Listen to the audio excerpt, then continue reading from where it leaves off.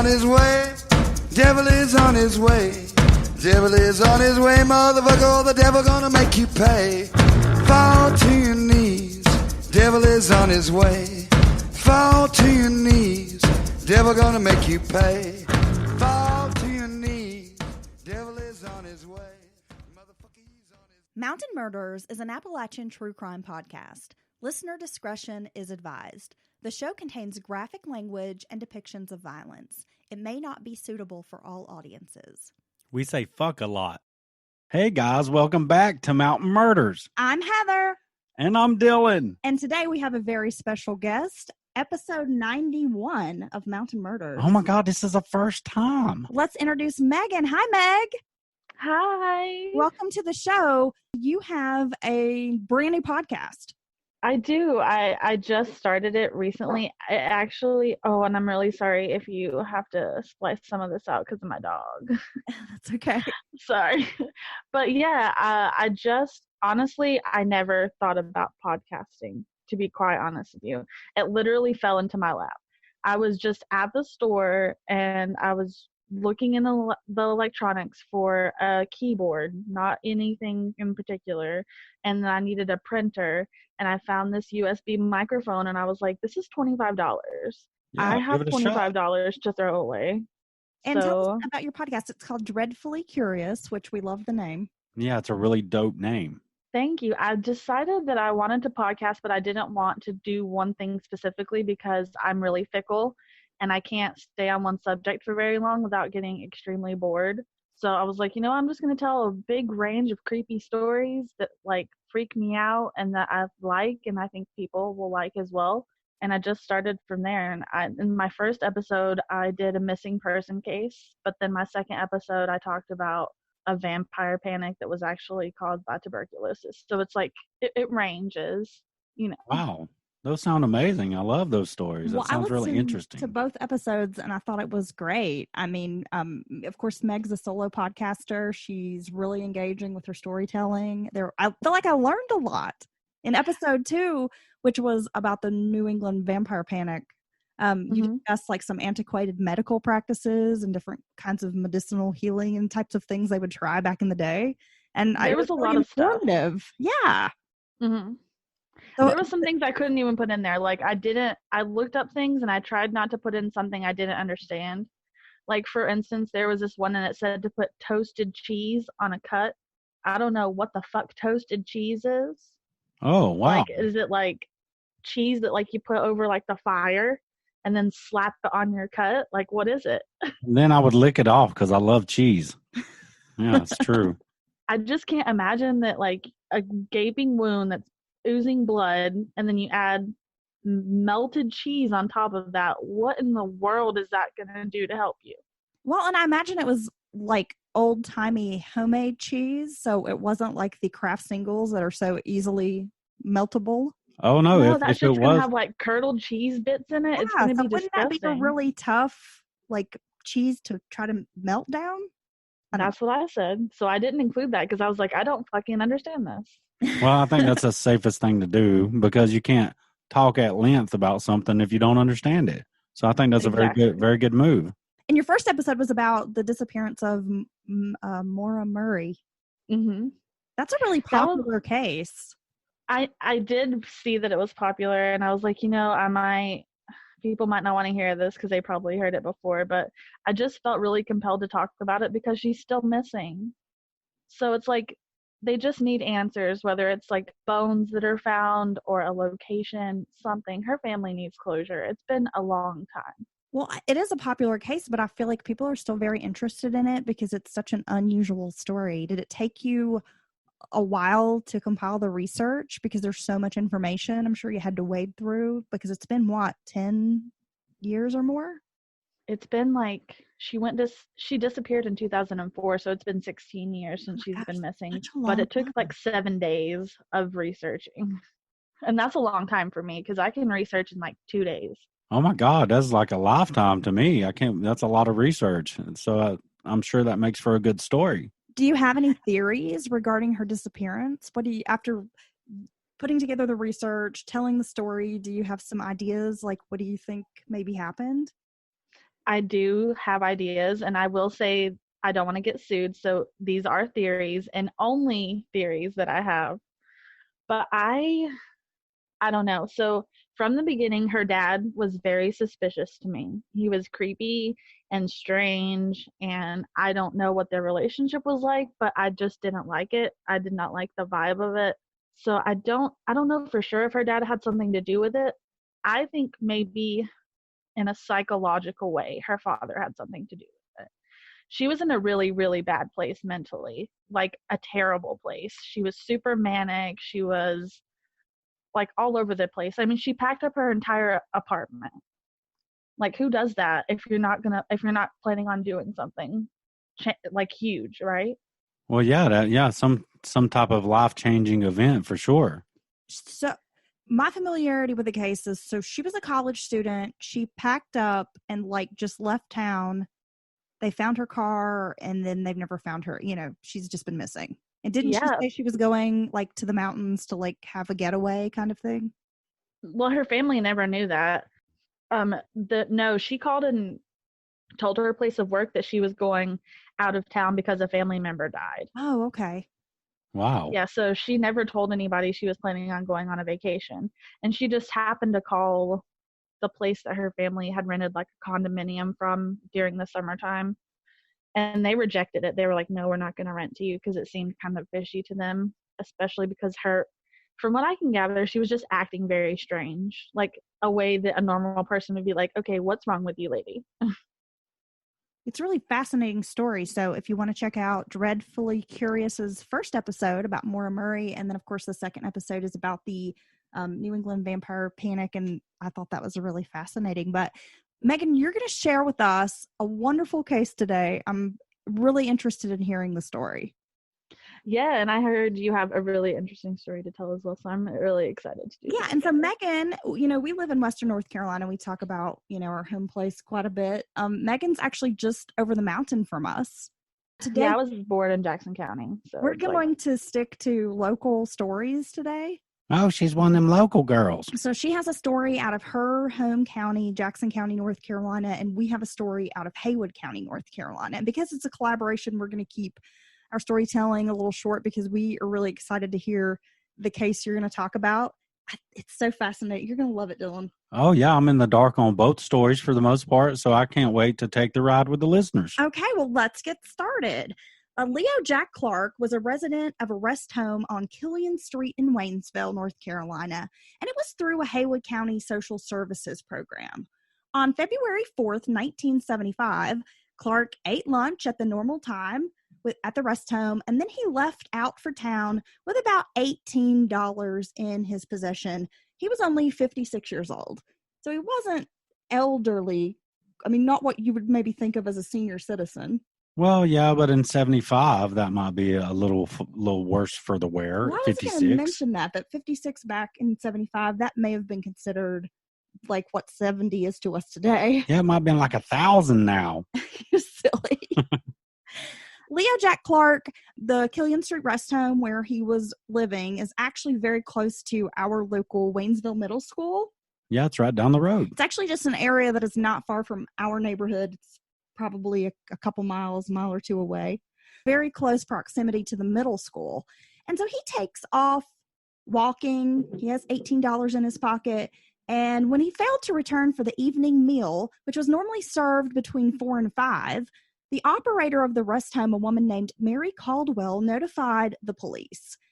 Clark's body was found on February the 5th, 1975, inside the abandoned Pure Oil bulk plant near the railroad tracks in Waynesville. The floor of the building was littered with debris, papers, and dirt, and there was blood on the wall, on the littered paper. The victim's wallet was found lying beside his body, which was empty, and the newspaper, The Mountaineer, called the crime the town's most brutal slaying ever. Wow, that must have been some kind of scene they come upon there. For several weeks, investigators scrambled to gather evidence and a person or persons of interest in this case.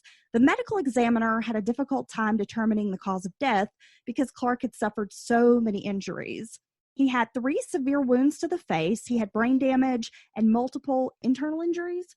Clark could have died from any of these wounds, or perhaps could have just bled out. So he's injured pretty badly, right? It's brutal. I mean, Yeah. it's quite significant. That sounds really, really bad. I was sitting here thinking, like, okay, when's she gonna stop saying, like, what's wrong with him? Yeah, I know, that's a lot, right? Yeah. And as we get into the story, I have more details from the actual like coroner to talk about like the injuries. They're pretty serious. Clark was from Tennessee, and he didn't have much family in this area. So, he didn't really have people to like push in solving the case. It was really on the community and the local police department to try to solve this, because he didn't have family advocating. He didn't have a lot of friends in town. Yeah. Well, I mean, who's going to be, I was just thinking, who would be an old man? I mean, I don't mean any offense by that, but just an elderly gentleman, getting a little long in the tooth, and he's out walking around, taking care of himself. He's got a few bucks in his pocket. He's doing for himself, it seems like. And to just take advantage of someone like that. What a piece of shit. He was born in Newport, which is just across the North Carolina-Tennessee line, on June 1st, 1918. And as I typed that out, I was like, wow, 1918, that's more than 100 years ago. That's crazy. Just kind of blows my mind. Think about time, I guess. Witnesses placed Clark around 3 p.m. on Tuesday, where Southern Railroad tracks crossed South Richland Street in Waynesville near an abandoned fuel depot, and that's where his body was going to be found on Wednesday morning. So people did see him out strolling around, taking a walk. And this location, which is off of the South Richland Street, is very close to the Killian Street rest home. Yeah. It's not even, a quarter mile? Oh, it's not very far at all. It's like a block, like a residential block away. I mean, it's a super close walk. So the man leaves the rest home and then is last seen at this location that, like I said, is maybe a quarter mile away. Yeah, I mean, he was almost back home. We should talk about this area of Waynesville. It's known as Historic Frog Level. In 1884, the arrival of the railway breathed new economic life into the county to the farm folk who were living here. Oh, yeah, that's a very, that was the hub of every small town, I would say, back then. It's like, the cattle yard in Chicago, or, anywhere where the train was the lifeblood of all these areas. Yeah, back in the day, this was a really busy spot. The depot was where, folks entered and exited the train. Goods were shipped in and out of town. And the National Guard Armory, which is located in this area, was used as the train en route to Mexico during the war that was happening. Really? In the late 1800s. Wow. This was a bustling area for different businesses. There was like a furniture company and several other like large businesses in town that operated in Frog Level.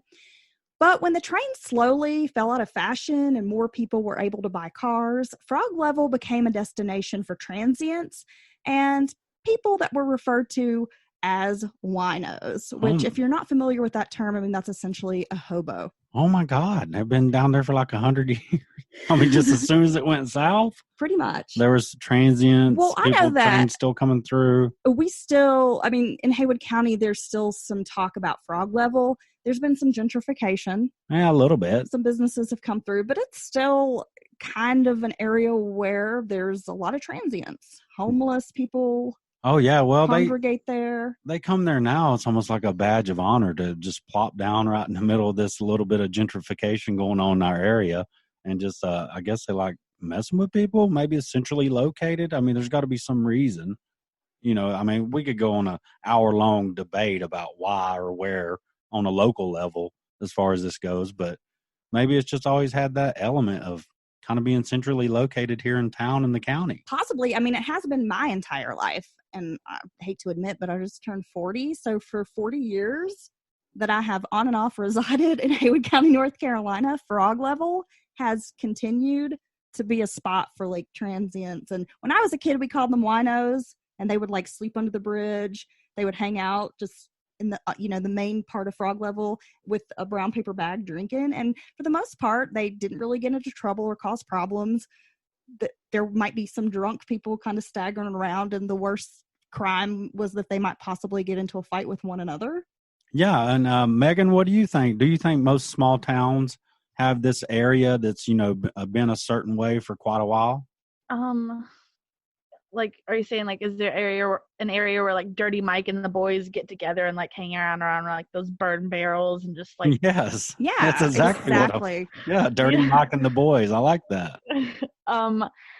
Okay, so I'm from Sylva, which of course you both have been there. It's a really small town. So if where you're from is a small town, where I'm from is even smaller. Oh yeah, we lived there up until about a year ago. So Yeah, we it's spent it's a lot even of time smaller. in Sylva. It's Yeah. like my second I mean, home. I can't say that I would specifically say there's an exact place where homeless people gather here, but there are areas of town that you maybe don't want to go around a lot because unfortunately, a lot of drug use happens in this county, and it's unfortunate because then it makes other areas of the county are impacted by it. So it's like a ripple effect. It starts somewhere small and then it just spreads out to other parts of the community. And we are a college town, so that just brings a lot of people in and out. So there's not a lot of stable living in the community. It's a lot of like here, some people are here for a while, then they leave, then a new group of people move in. So it's just like a revolving door of a population. Yeah. Well, that's we've talked about here in Waynesville. There's some magic there. I mean, even the other small towns around, they have their spot, or play it like you said, the place where you might not leave keys in your car or something like that. But here in Waynesville, this Frog Level area has like a perfect mix because there is always, like she said, transient people, homeless, whatever you want to call them, and they come in and out. Some of them local, some of them not. Which back in the day, I mean, hopping train cars was a way of life for many folks. I mean, now we call those people crust punks, but back in the day, they were just like Jack Kerouac riding the rails, right? And so I think the fact that you've got this train depot and it's easy for people to jump on and off trains, so that's probably one reason why it kind of became this destination for the traveling person. But also, there was a period when Frog Level later on hosted like the only beer joints in town. Yeah, that's true. It had your few little bars, a swinging door and such, things like that. The place is way older than I am. And a lot of these bars operated during the time of our story in the 70s. I always grew up hearing stories about the corner bar, the tavern, and like, old timers' names of people I don't know but heard of that were kind of like local legends, if you will. Oh, yeah. Oh, I remember the time, blah, blah, blah, did this or that, I mean, and my grandpa was a barber, so I just feel like I grew up kind of hearing all these stories about the beer joints and Frog Level and stuff. I mean, it's just kind of just a fun kind of place to be, I guess.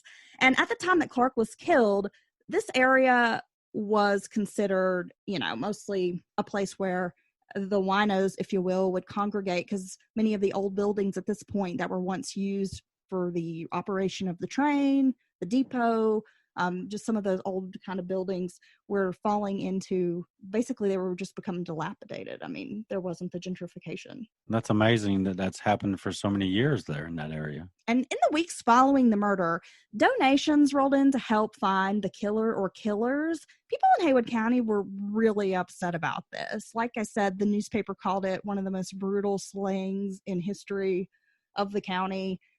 This was a small town where this kind of thing just didn't happen.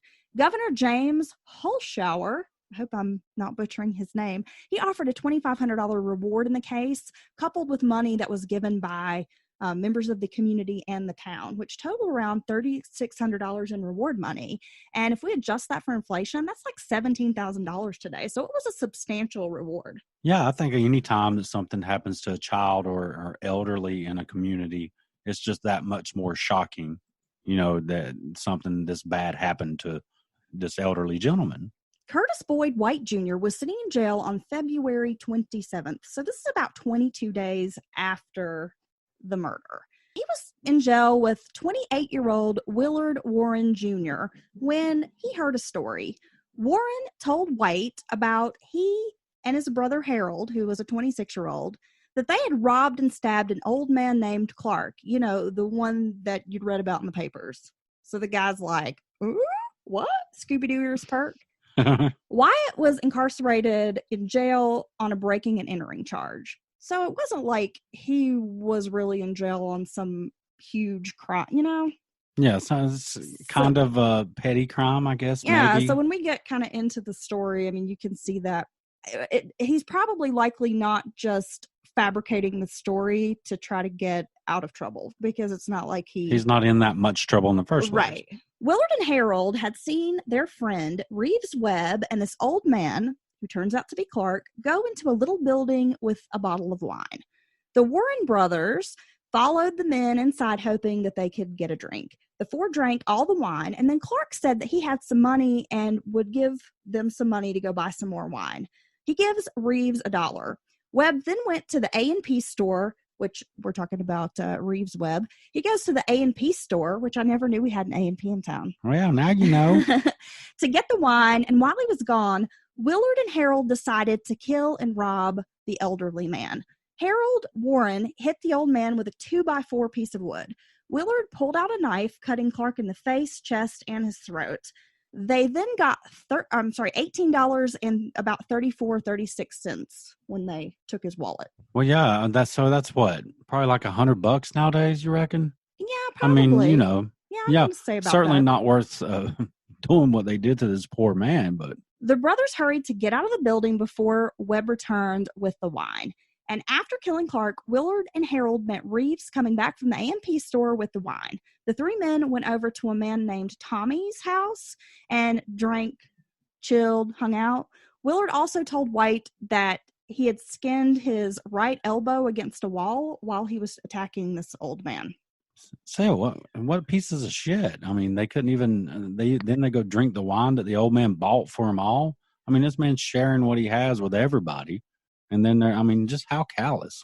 During this conversation, Willard also mentioned another elderly man who was known to walk fast through the area and usually had this little dog that followed behind him. So this was an elderly man that was just kind of known to town residents. Yeah, everybody knows those guys. Willard confessed that this was their next target, stating, "We're going to get him next." Yeah, so now they got a taste for it. Maybe this isn't the first person they've killed. I apologize. My cat is like freaking out at the door. Oh my God, what is its problem? I think it's She has separation anxiety. sitting here by the competition. It's okay. I have a bunch of dogs. Like I have a puppy sleeping beside me right now. Let me. I know this is off topic a little bit, but let me show you this puppy really fast. Oh my goodness, we have to see the puppy. Wait a minute. It's a little wiener dog. Male or female? It's a little boy. Should I ask if you have assumed his gender or whatever? Yeah, is he gender fluid? He might be gender fluid, but anatomically he does have the male anatomy. What's his name? His name's Guillermo, but I call him Mo. Oh, he's really how cute. I love your Thanks. dog. Can I come pet your dog? Yes. We'll have like a dog, and you can pet my dog, and I'll attempt to pet your cat if it will let me. Some more from the medical examiner's report. I just want to go into this again to describe the brutality of this beating and murder. Dr. Robert S. Boatwright was an expert in pathology. He examined the body and found numerous injuries to the face, including a deep abrasion on the upper left forehead, a torn left ear with exposed cartilage, a 1-inch wound over the left eyebrow, and a long abrasion over the left jaw, which extended into the mouth, and a broken jawbone. There was internal hemorrhaging beneath the skull, multiple rib fractures, punctured lungs, ruptured liver, broken right wrist, a broken left hand and leg. The doctor gave his opinion during the trial that the cause of death was multiple injuries. And more specifically, he felt that either the injuries to the side of the head and the brain, the fractured ribs, ruptured liver, or just the shock from the combined trauma could have led to this man's death. He would go on to state in his report that the wounds about the head and face were caused by a blunt instrument rather than a sharp instrument. My God, this was an extended attack. This didn't happen fast. And they left this poor old man, poor elderly gentleman in a heap. And there's no telling how long he lay there and suffered before he succumbed to his wounds. I mean, my God. Well, jailbirds like to sing, and once White heard the story, he came forward. Investigators were all over the Warrens as prime suspects. I mean, the Warrens were not unknown to local law enforcement. Willard had a fairly lengthy criminal record, including convictions on 2 felony assault on a female charge. There were 2 different charges from 1973. Abandonment, a prison escape, and other charges and convictions on disorderly conduct. Well, yeah. Well, they sound like career shitbirds. You love that word. Yeah, they're just flying all around, shitting everything up. A prison escape. Yeah, what the fuck? Who does that? You just like Houdini out of the prison. Yeah, I want to be like an Alcatraz where I blow up the damn raincoats and never to be seen again. I'm just curious how that works. Just walk away. The Warren brothers also listed a residence that was less than a mile from the crime scene. Well, that's, well, there you go. Circumstantial evidence. While interviewing witnesses, multiple people placed Clark and the Warrens in the same area during about a 30-minute window of time. Clark had been seen by an employee of the rest home, a woman named Kathy Trammell, sometime between 4 and 4:30 on February 4th, and that he was only about 200 to 300 yards from the bulk plant, walking in the direction of the rest home. So possibly like maybe he was trying to come back home for dinner. Yeah, it's about dinner time. A woman named Barbara Mercer saw Willard talking to Reeves Webb on the street on the same afternoon, like in that same kind of area out in the street. And later, Willard, his brother Harold, and Reeves Webb came back to Barbara Mercer's house and drank some more wine. Oh, well, there you go. Verlin Stewart, another witness who lived in the neighborhood, saw Willard in the area of the bulk plant with an unidentified person sometime between 4 and 4:30. So you have multiple eyewitnesses placing these people, these 4 men at this spot in this time frame. Well, yeah, and even nowadays, that's a lot of witnesses, kind of describing similar things. But I think even more so back then, not saying people didn't lie, but people typically stood by their word.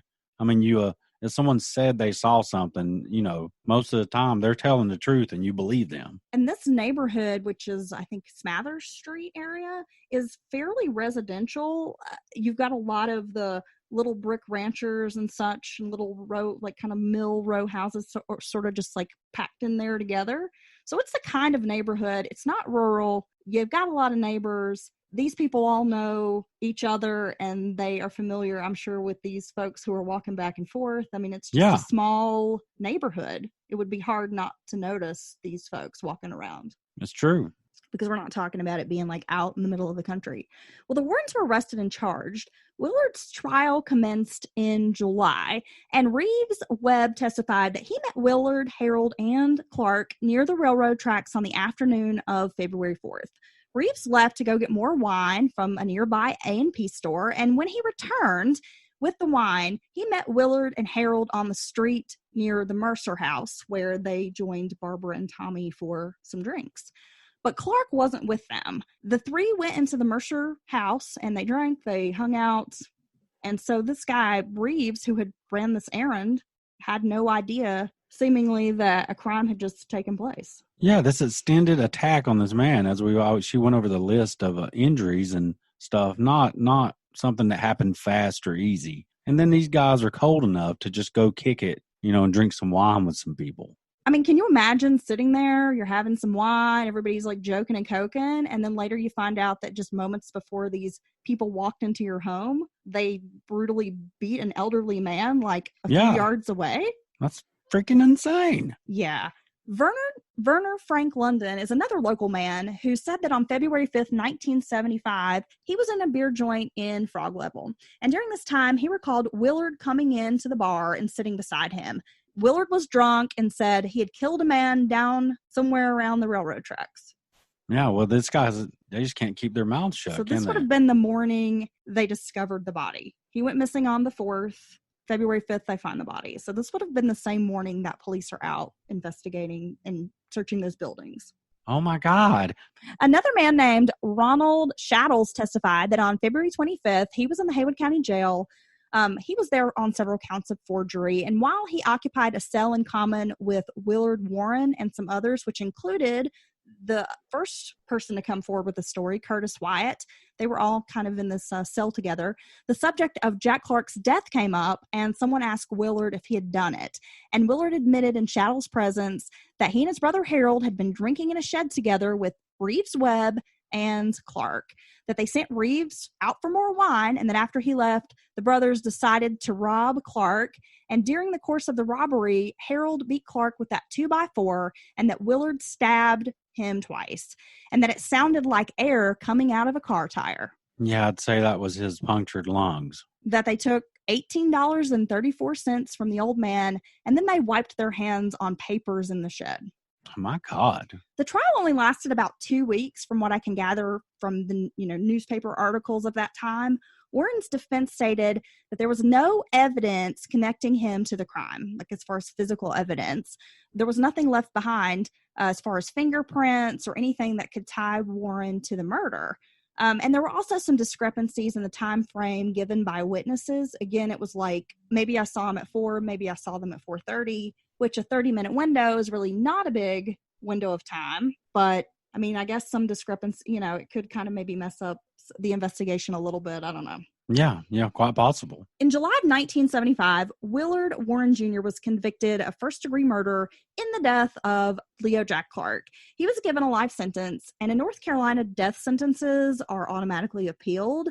And it was on the appeal in 1976 that the death sentence was commuted to life in prison. Willard died March of 2019 while he was in custody with the North Carolina Department of Corrections. So he did spend life in prison. His brother Harold never went to trial on his alleged participation in the murder, as far as I can find through my research.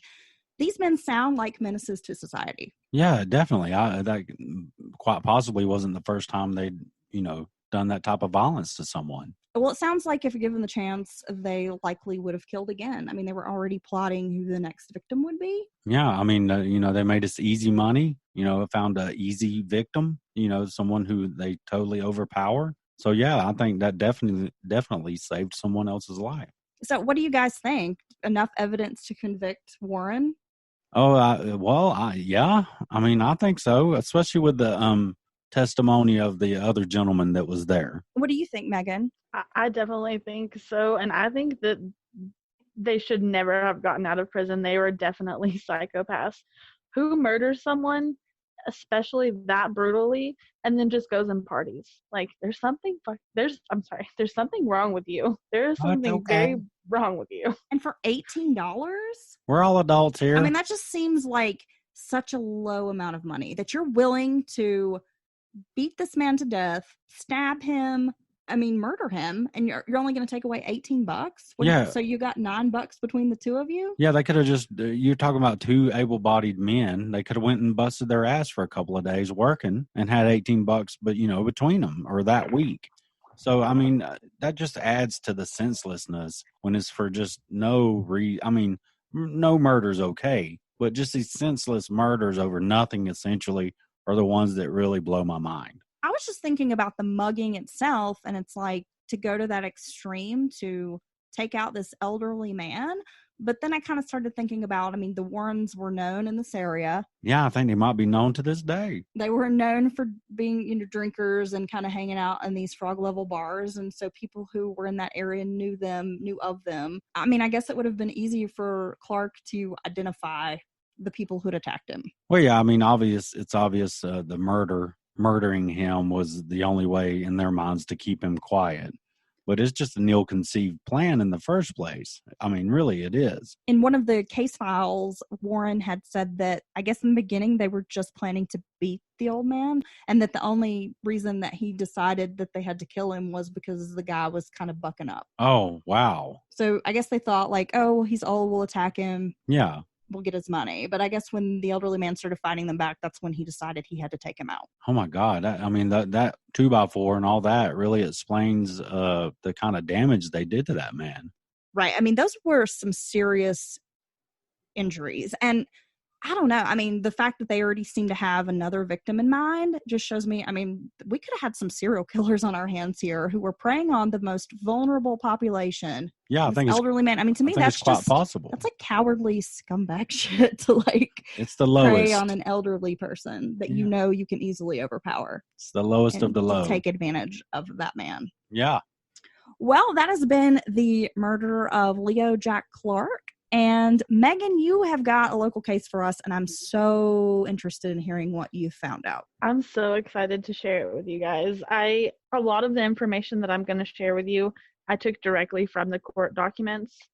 That some of them from the original court documents, and then a lot of them from his appeal that comes along. Spoiler alert. But it's a lot, and I'm really excited to share it with you guys and to get your theories on it, because I feel a certain type of way about the way this ends up. Okay. I can't wait to hear it.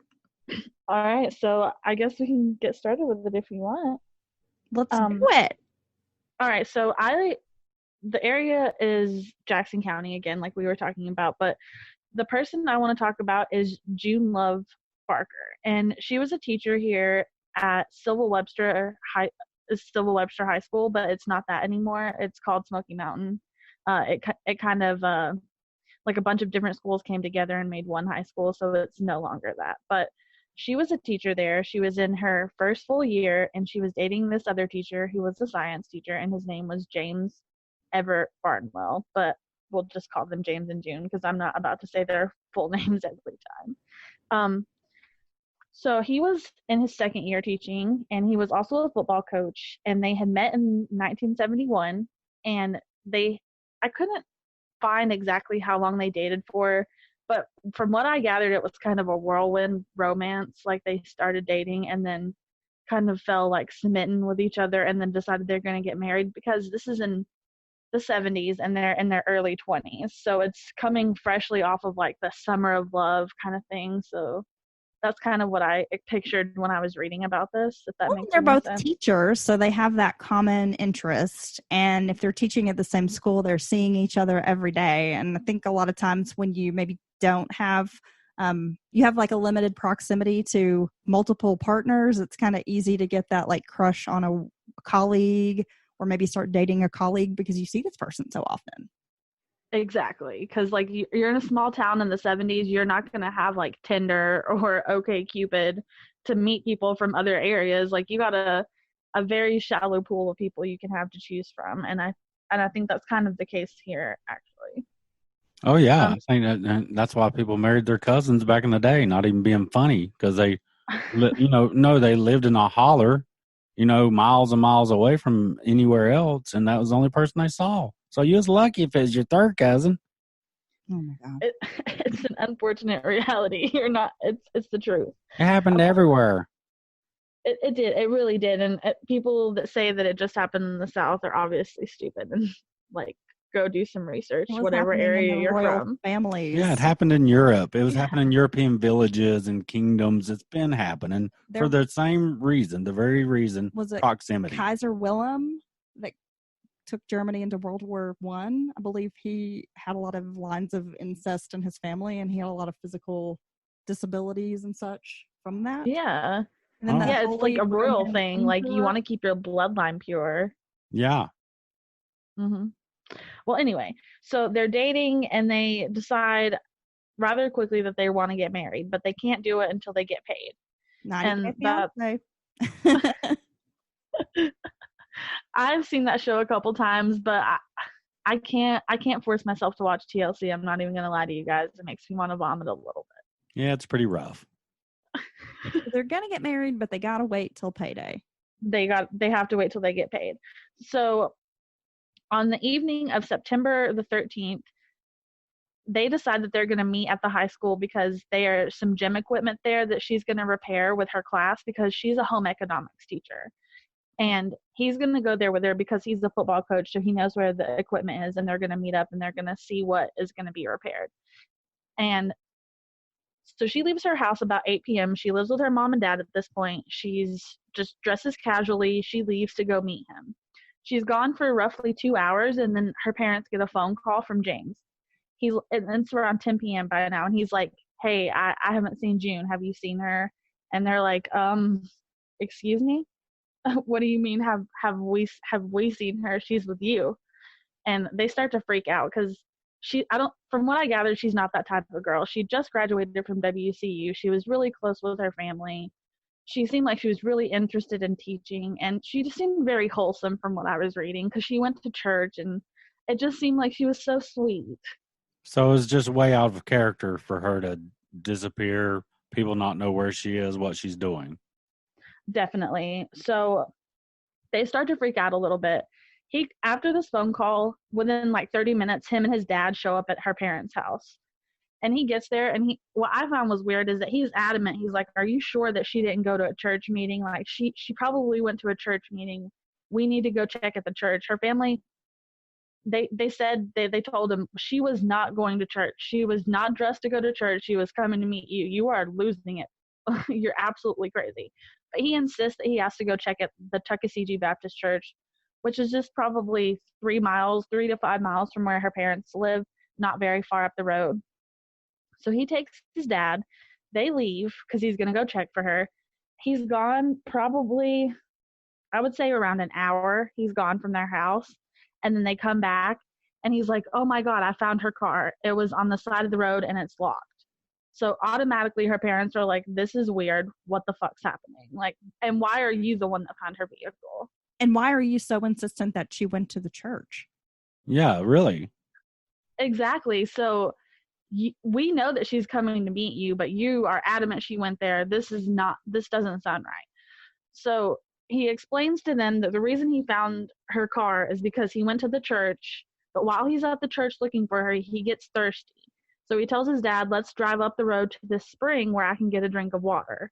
Now, in the area that we're talking about, it's going towards Lake Glenville. I don't know if either one of you have been there often or if you know the area I'm talking about. Yeah, very familiar. Oh, yeah. Yeah, it's a really curvy mountain road. It's very isolated, not a lot of residents.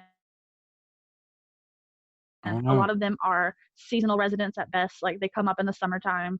Yeah, I'm sure at this time that area would have been, I mean, it's incredibly rural now, I think, but I'm sure at that time it had to be super rural. There's probably even more farmland. Yeah. Oh my God, there was an earthquake in Sylva. Are you okay, Megan? Oh yeah, I'm sorry. No, it's okay. That's my dog. Stop. Thank God she's safe. That's okay. Our listeners love dogs. I'm so sorry, guys. And it's such a cute puppy. You'll have to send us a picture so we can post the puppy with the episode. That's the people's puppy, the Dachshund.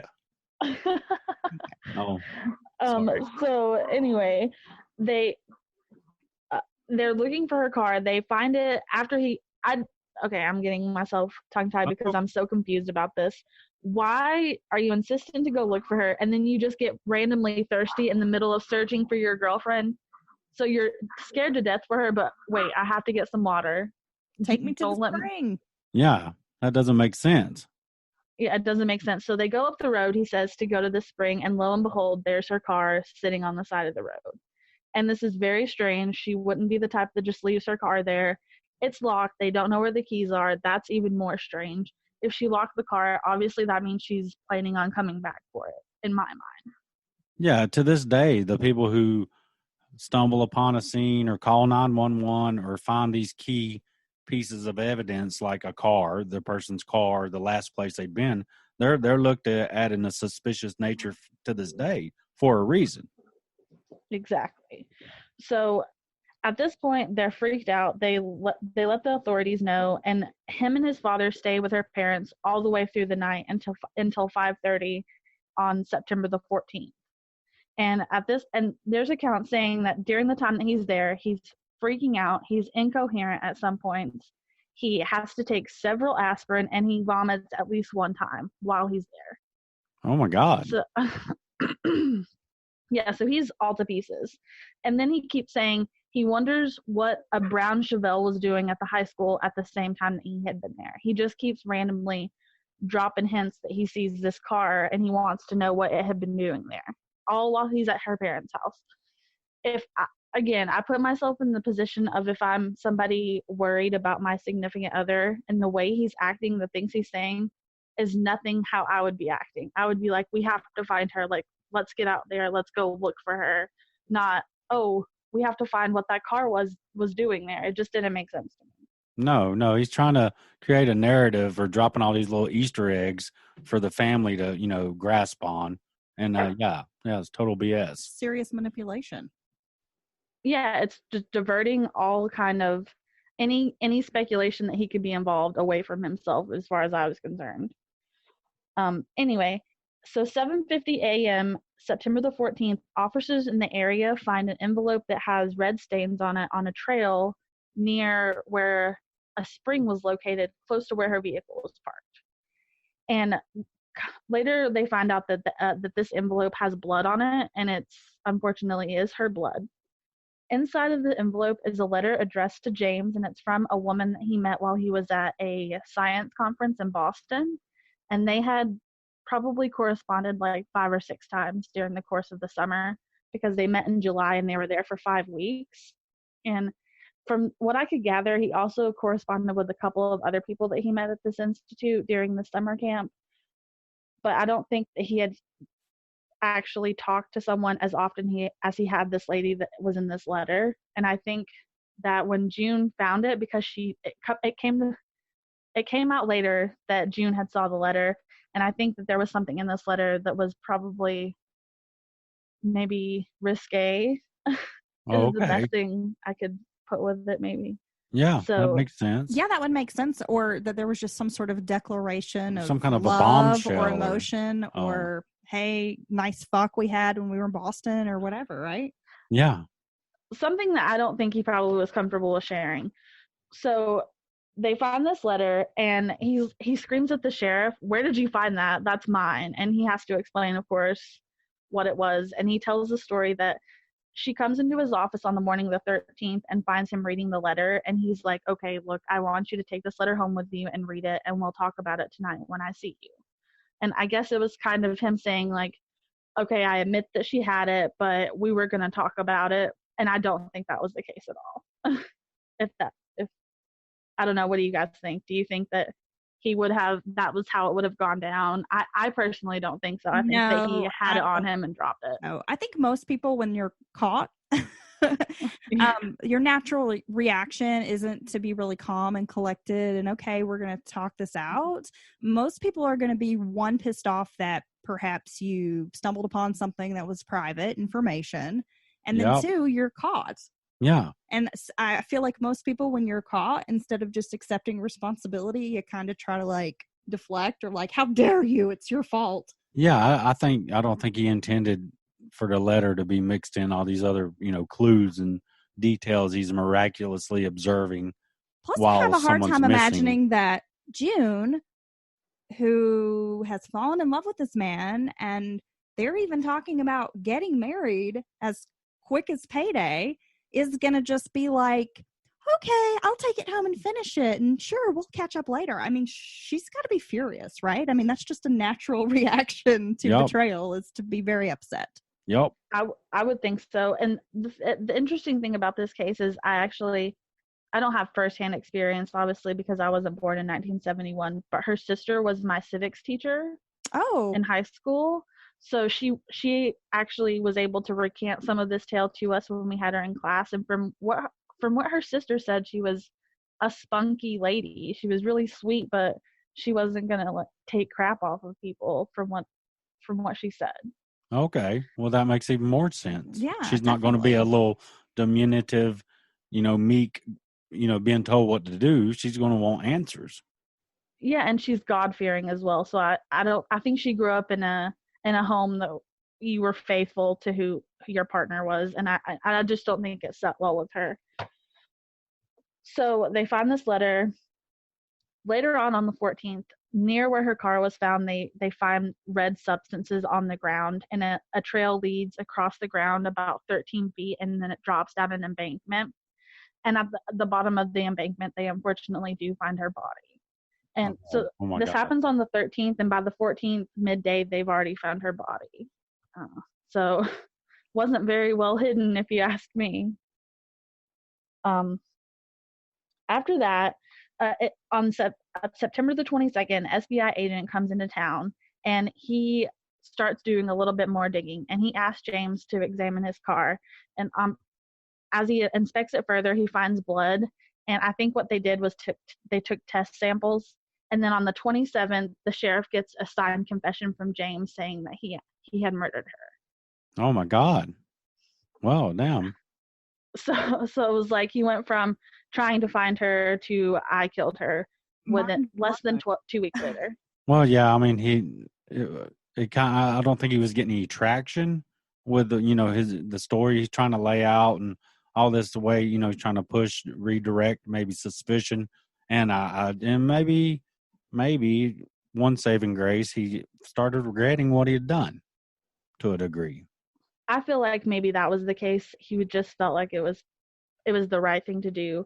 So in his confession, he says on the night of the 13th, they meet up at the school together, and then they decide that they're going to go for a drive.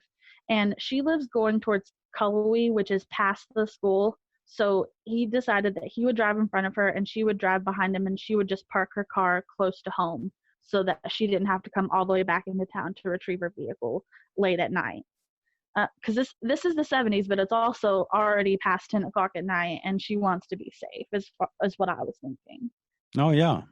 Well, and she's out in the middle of nowhere as well, so it's probably. It's not like she could have a cell phone to call somebody and get help if she got lost or something. You know, this is a really rural area. Well, it's that area is still rural to this day. I mean, you got some vacation homes and some locals as you head up 107, I believe it is. But it's a steep mountain road, lots of switchbacks, and it just goes straight up the mountain and on to an area called Highlands, right?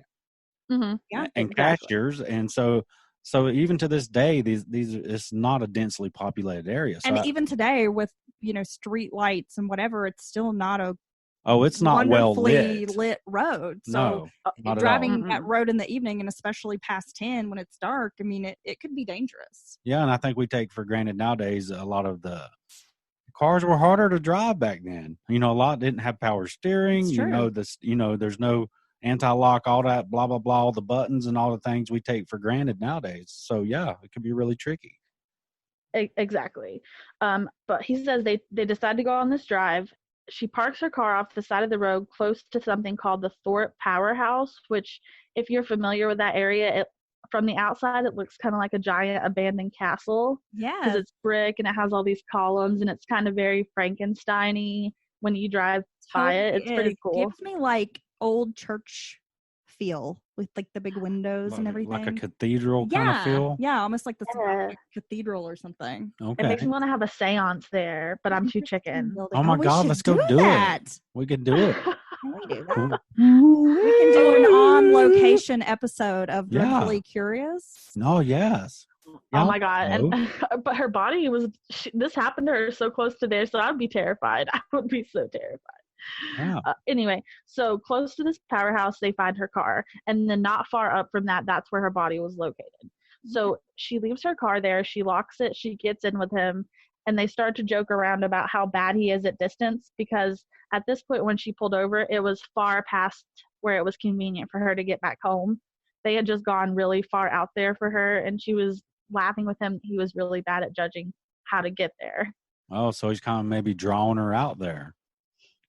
Yeah, this location is really far out there. There's no houses around there. There's really bad, now there's really bad cell phone reception, but it's also, like you said, very poorly lit. It's really remote in my opinion. And I just got really bad vibes when I heard where it was at immediately. Oh, yeah. Yeah. So they go there. They start joking around about this, and then somehow the conversation turns to hunting season because it's right around the corner.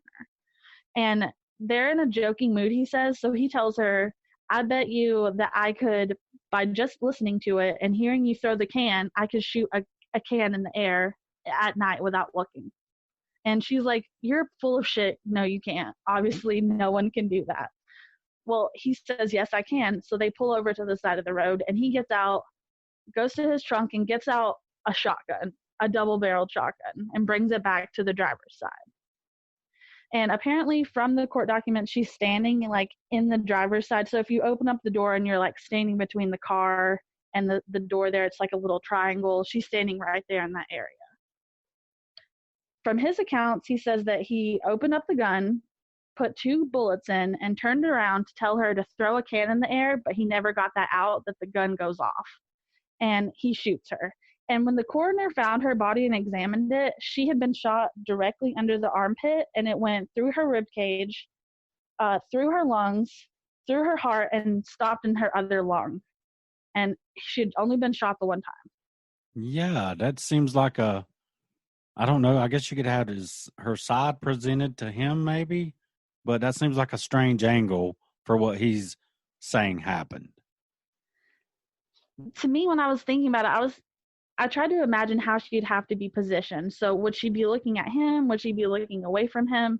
So I was thinking she might have been propped up on the door, or maybe looking away from him, thinking like, he's full of shit. He's never going to be able to do this.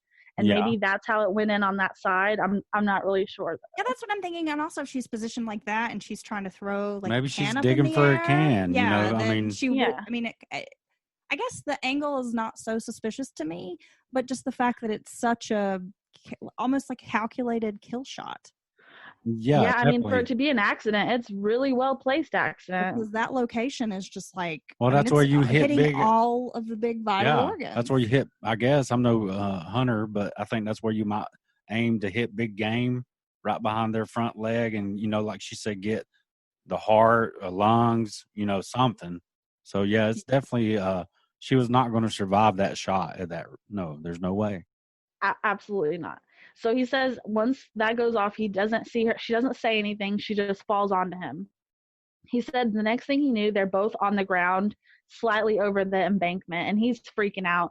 So he just pushes her off of him, and he at this point has basically dissociated. Like he's just like, I have to get out of there. He grabs the gun, throws it back in the trunk, and heads back towards town. The first place that he finds light is at the car wash in Sylva. So some of your listeners will understand that like this car wash in particular is old. It's self-service. It's not in the best of areas in Sylva, but it's the only place that has a lot of light because Walmart wasn't there at this time. Like nothing on that stretch of road was really out there for him to see. So his car. Would this be the car wash that's by like Harold's IGA? Oh, in I think it's Sylva? one Like, that's way closer, before or is it the that. one that's like closer to Walmart? The one closer to Walmart. Gotcha. Okay. So it's basically, people who are listening that don't know that area are going to be like, what the hell? Why do they keep talking about Walmart? But again, Sylva's such a small town that Walmart's like the hub. So it was there's like one big street that just goes all the way through town, and all of these stores are just on either side. So it's the only Heavy marker. business area. So yeah, that coming back corridor. from that way, it would be the first place he found is And that's lit up. quite a distance. That's a long I'm ways. thinking of the car wash where you're talking about, and the place where she would have been killed. I mean, gosh, that's what, like 8-9 miles or more? Oh, it's probably, from what I saw in the court documents, like 13 miles away. Okay. So I mean, that has to, yeah, that's a good distance. 13 curvy miles. He's basically all the way back to town from this remote area where he got her, drove her out to. So he's basically all the way back to town. Yes. He's already passed Civil Webster High School, and he's going to this car wash, and he sees that there's blood on his car. So he, of course, washes it off and then goes home. At that point, he makes the phone call to her parents, like, have you seen June? And then all of the previous story that I've told you happens up until they find her body. Now, he signs this confession, he's arrested, and he goes to trial in February of 1973. This is where I start to get a little bit upset when I was reading the case, because when they went to trial, they said that he could be tried for voluntary manslaughter, involuntary manslaughter, or second-degree murder, because they didn't have enough evidence to prove first degree. Well, and I was so mad. Yeah, I know. I mean, it seems premeditated. Well, Me too. That's what I taking her thought. I mean, out my there- opinion is this is premeditated. Yeah. Well, I mean, it seems like, maybe there's, obviously there's a lot less forensic science and things back then and techniques they can use. So really all they got is what they think from the evidence in the autopsy. And there's not really a scene. Well, I mean, there is one out there, but where she was left at. But, I mean, it's so tricky. Even nowadays, I get so pissed off when I think someone is so brutal or cold and all. And this, if his first thought was, "Oh my God, what have I done?" Do you drive basically straight to the car wash and wash your car off and go home? Yeah, No, that's the exact thing I was thinking. You might find the nearest house or something like that. Which he passed some houses by the time he got to the car wash. Okay. Yeah, it gets worse. So while they're at trial, it comes out that during the time that so they do find her body on the 14th, but then you have from the 14th till the 22nd when the FBI agent comes in town and starts really putting the pressure on him. Nothing's really happened. And then again, you have a gap between the 22nd and the 27th where nothing else still has happened. So the first part of the investigation took 9 days for him to even admit that maybe he had something to do with it. And then it took him between the 22nd and the 27th to even say that he had done this. During that time, he went to several football practices. He went to a football game and watched a competitor school play football. And he went to the lake to try to look for her body with his lawyer friend, because he said that his lawyer friend had trained eyes to look for where her dead body would be. Okay. He did all these really shitty things. That's a hell of a lawyer. Wow. Wow. He has like a cadaver lawyer. I had no idea that like cadaver searching was instrumental in law school. I'm going to have to talk to my lawyer friends about that. It's in the eyes, man. It's in my eyes. So he did all these things, and what the prosecutor tried to get across to the jury was that during all this time, he could have said what happened. If it was a true accident, I mean, first of all, he says he didn't push her, but he rolls her down a 44-foot embankment. If you accidentally shot her, wouldn't you just put her in the car and go directly to the emergency room? Exactly. Like, oh my God, we just had a terrible accident. Please help her. Yeah. And even if you do panic, I can't say what I would do in that situation because I've never been in it. But even if you do, because like when you were saying he disassociated and kind of was thinking just one thought, let me get out of here, that can happen in the brain. Your brain can react like that to a significant trauma. But after even if it's been a day or two, you should calm down, think about what happened, and be like, I've got to do the right thing. But this guy went weeks. He did went to football games. He wasn't laid up in the house, cathartic. And June was a woman that catatonic. He allegedly, had feelings for. He was talking about marrying this woman. So if you love someone, how can you do all these things and take all these steps and just it doesn't weigh on your conscience? Yep. That you're still out living it up and putting on this normal face. That's exactly what I said. And I said he's fucked up. Like really devastated about what's happened, and this is a person that you loved and wanted to be with, possibly. Even if you can't bring yourself to turn yourself in, you shouldn't be out having yucking it up and catching all the local social events. And it just seems to me that, can we believe his confession? He's a known liar. He's lied about everything up until this point. And he's tried to create this narrative, and then now this is the story he's telling. So, it's like, is it even believable? Yep. Exactly. So all of this happens. He says all these things. The jury, they come back and they convicted him of second-degree murder. And I looked it up because I'm not really familiar with how first degree and second degree works. What I found was that first degree, they have to prove without a shadow of a doubt that it was premeditated. And from what I found, premeditation can happen within like seconds of a murder. Yes. So like it can go a bunch of ways, but that second degree is either involuntarily, voluntarily, recklessly killing someone in the spur of the moment. And that's what he got convicted of. Okay. Yeah. And I think I kind of agree with their evidence. They didn't have a lot of it.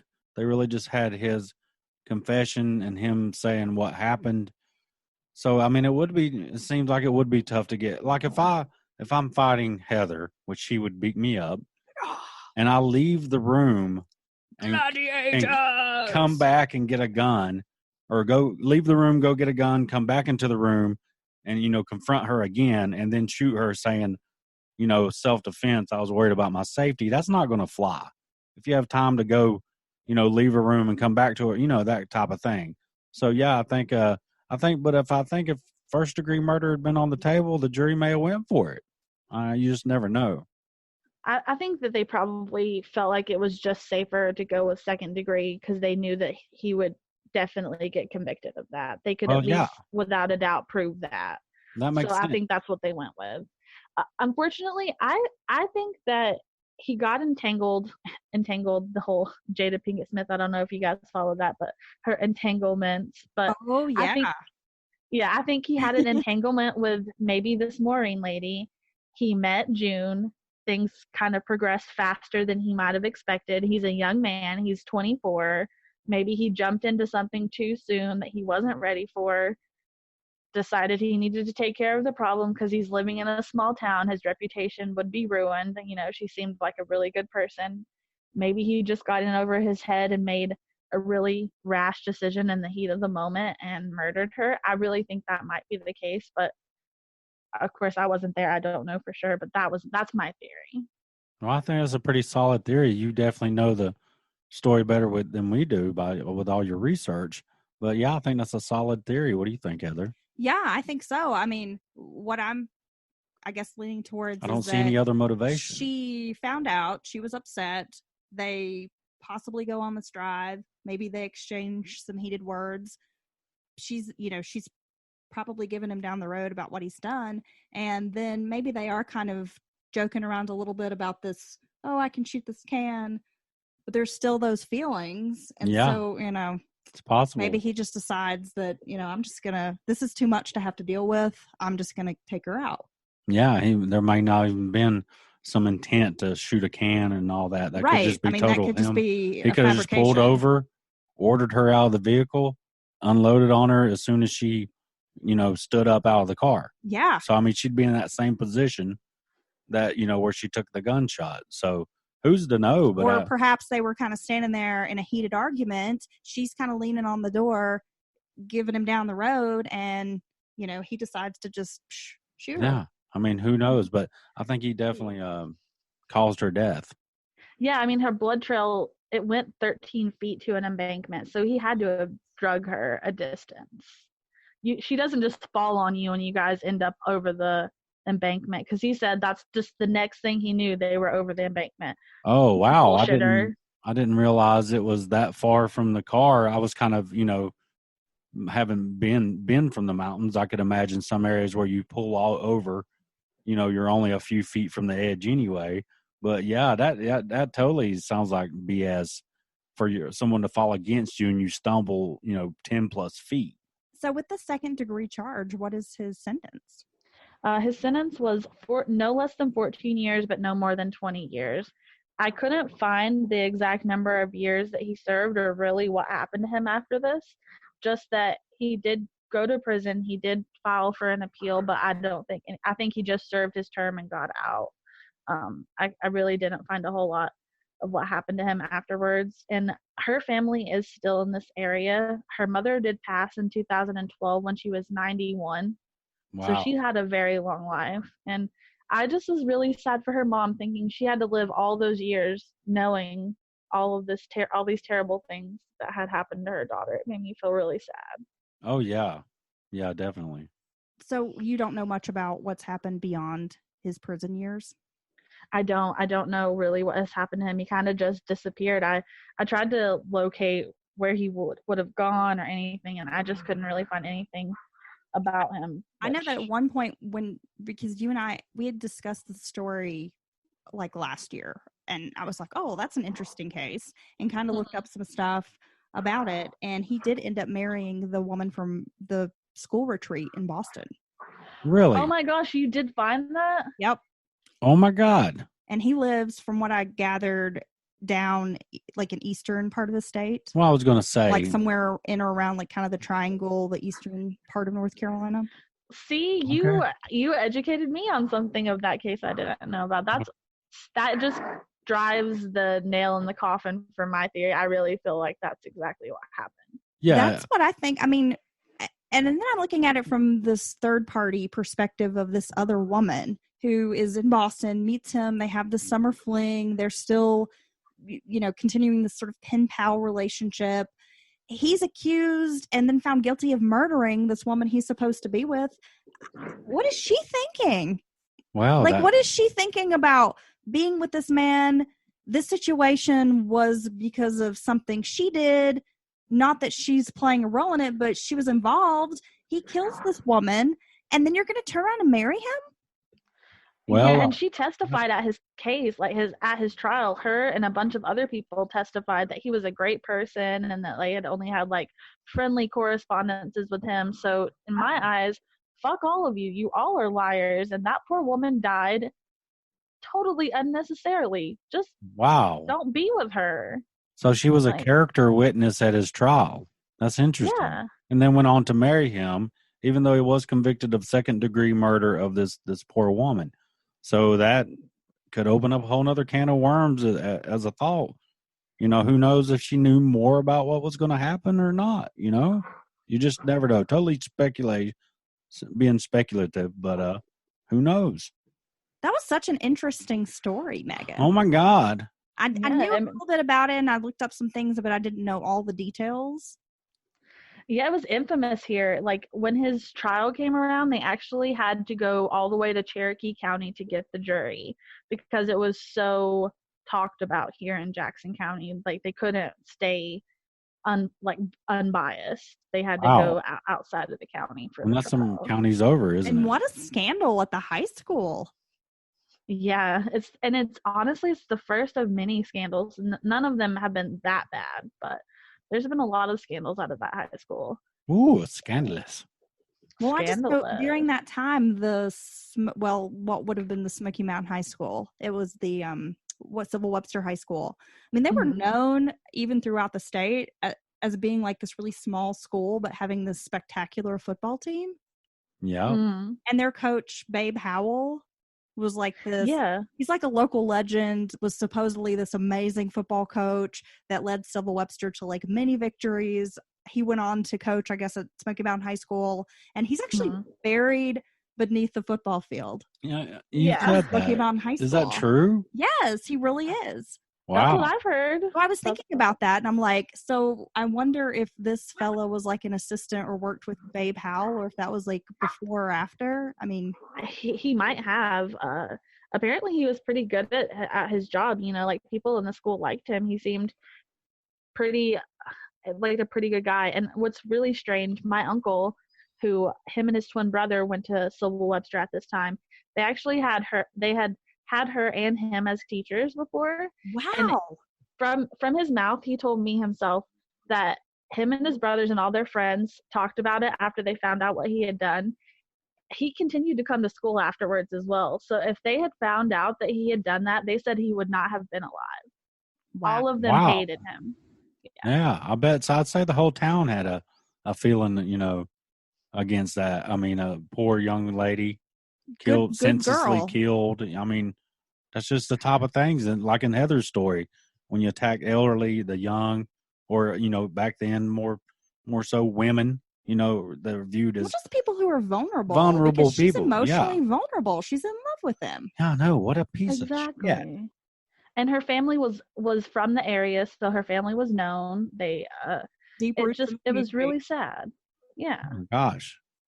Yeah. So I'm fuck that guy. Screw glad you. that And I they hope that were you're not able happily married. to convict him. Yeah, well, I mean, if you know, I would like it to have been longer, but it's like, I mean, I guess for the sake of her family, at least perhaps they got some closure, some justice in that he did serve time. well, he spent his young years. He gave his young years up, and she got, of course, didn't have even another day alive. And all we can really hope for out of something like this is that I think is he's truly, maybe it was really an accident, maybe he's truly remorseful, and maybe he lives with it every day. Or Yeah. maybe he's a shithawk. Or maybe he's a shit hog. That's like the mama of the shitbirds. Did you know A that? shit hog is the shitbird mama. Did she say shit hog or Okay. shit hawk? Hawk. Like caw, caw. Oh, yeah, yeah. okay. That's the big ones. They get big out there towards Sylva. Oh, the hog. Yeah. Yeah. Totally. Well, so this has been fun. This has been fun. Yeah. And I know you got one more listener here. Yeah. Dreadfully Curious. I will be checking that out. Megan, where's your podcast available for download? You can download it on Buzzsprout, but for convenience sake, right now it is also available on Spotify. Down the road, it'll be on Apple Podcasts and Google Podcasts. I want to get my shit together before I branch out further. No, you're doing fine. That's doing fine. And Spotify's a good one. It is. And I wanted to go ahead and do a little business, if that's okay, Megan. We have a couple of new patrons. Lauren, Ivy, and Claire have signed up this month.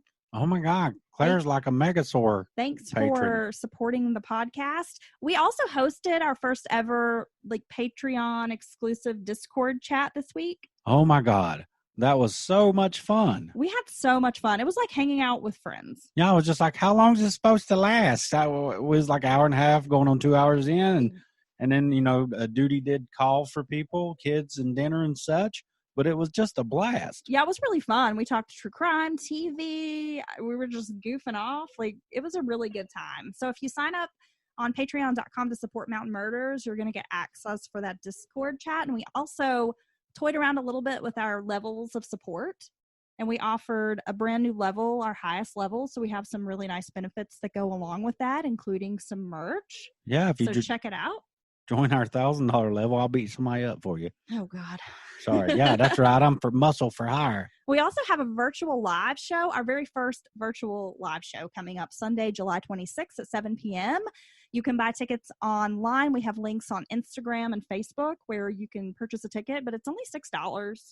Oh, we just want to reconnect with listeners and fans and just other people so we know you're alive out there. We need some socialization, and we had a couple of live shows that out scheduled for 2020, and we can't gather together right now, so this is a good way for us to just kind of get together and see some faces and get feedback, and we miss an audience. Yeah, we want to talk to other adults. We want to talk to adults. Megan, can folks find you on social media? Yes, I have an Instagram, Deadly Curious Podcast, for the Instagram, and then Dreadfully Curious Podcast on Facebook as well.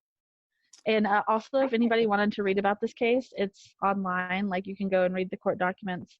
I left out a couple of details just because it wasn't relevant, but you can find all the other info on there. And the victim's name was June Love Barker. June Love Barker, and her murderer was James Everett Barnwell. 1973. 1971. Okay, 71. And so our story was 75. I mean, the 70s were a really deadly decade. What's up with that? Watch out. Back there in the 70s, I'm going to get a time machine and I'm going to go back there and stop all that shit. I think it was just really murders of convenience, just because people didn't have a lot of communication, and it was like people were not afraid to go out and travel about and not lock their doors and do whatever. I think it was just easy access. That's true.